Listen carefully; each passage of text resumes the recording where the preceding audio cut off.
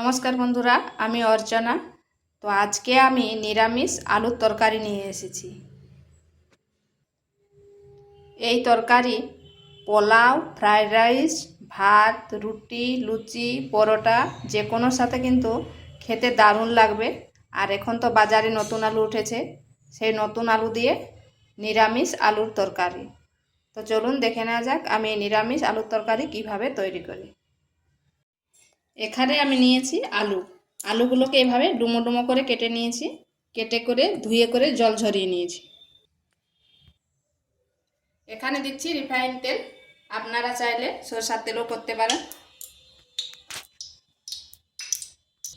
এখানে ফোড়নে দিচ্ছি দুটো তেজপাতা, দুটো কাঁচা লঙ্কা, দুটো এলাচ, 4টা লং আর কয়েক টুকরো দারচিনি।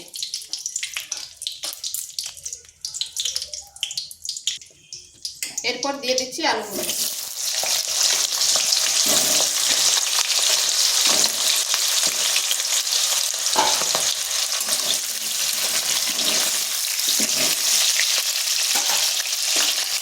এখানে দিচ্ছি পরিমাণ মতো লবণ আর দিচ্ছি হলুদ।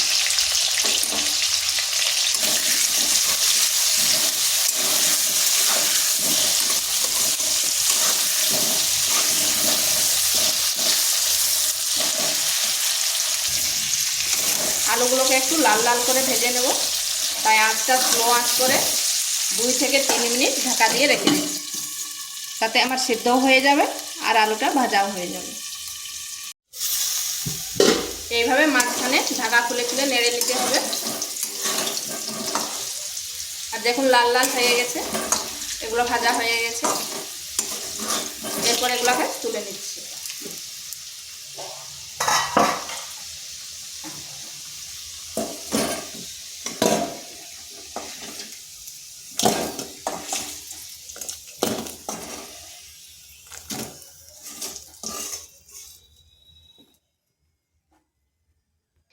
এখানে ফোড়নে দিচ্ছি গোটা জিরা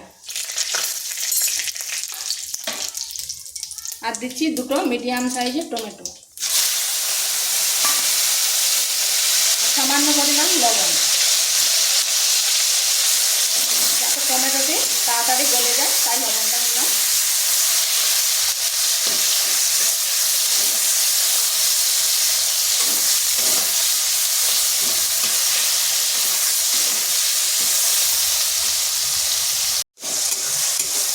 টমেটোটা গলে গেছে, এরপর আঁচটা স্লো করে দিচ্ছি আর এখানে দিচ্ছি আদা বাটা,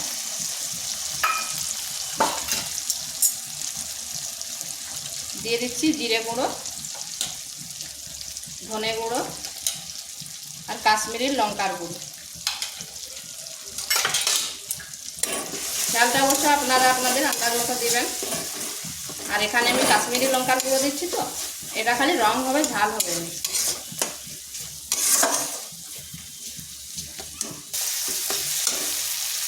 আর দিয়ে দিচ্ছি সামান্য হলুদ।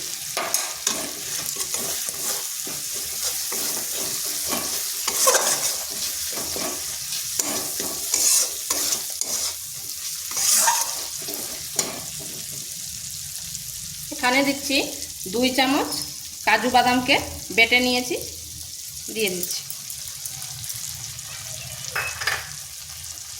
আর দিচ্ছি পোস্ত বাটা।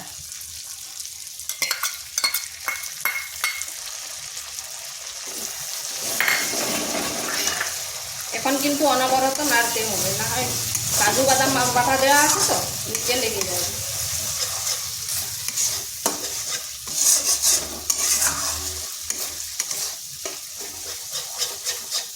মশলাটা ভালোভাবে কষে নিতে হবে।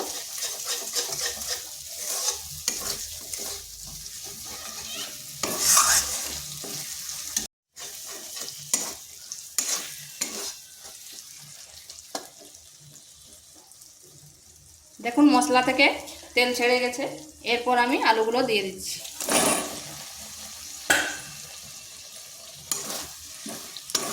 আলুর সাথে মশলাটা ভালোভাবে কষে নিচ্ছি।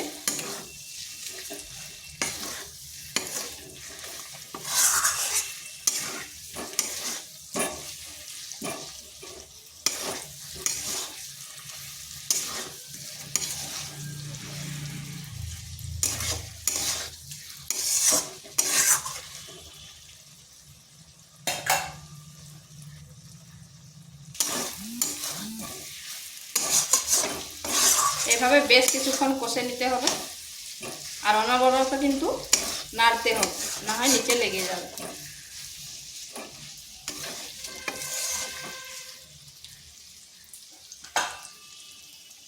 আর এখানে দিচ্ছি ওই পোস্ত আর কাজু বাদামের বাটি ধোয়া জলটা।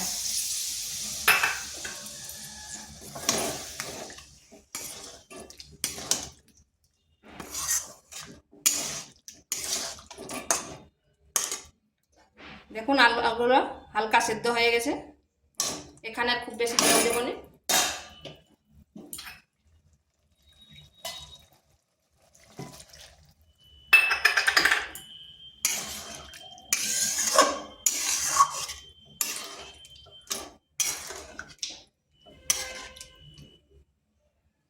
এখানে দিচ্ছি সামান্য পরিমাণ লবণ, কারণ আলু আর টমেটোতে আমার লবণ দেওয়া আছে, তাই লবণটা একটু চেক করে নিয়ে দেবেন।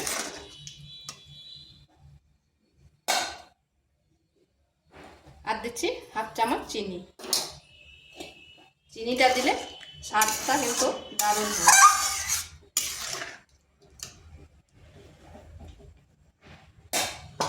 এরপর ঢাকা দিয়ে মিনিট 3-4 রেখে দিচ্ছি।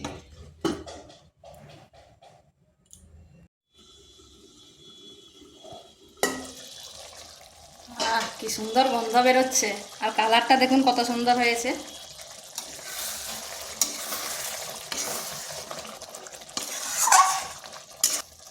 দেখুন কালারটা কি সুন্দর হয়েছে, ঠিক যেন শাহী পনির। দেখে করে কেউ বুঝতেই পারবেনি যেটা পনির না আলুর দম। এটা হয়ে গেছে, এরপর নামিয়ে নিচ্ছি।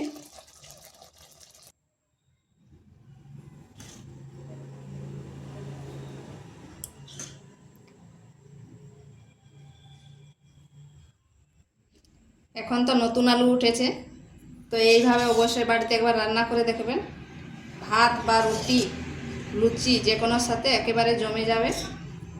তো ভিডিওটা ভালো লাগলে লাইক, শেয়ার, কমেন্ট অবশ্যই করবেন, আর নিত্য নতুন রেসিপি পাওয়ার জন্য চ্যানেলটিকে সাবস্ক্রাইব করবেন।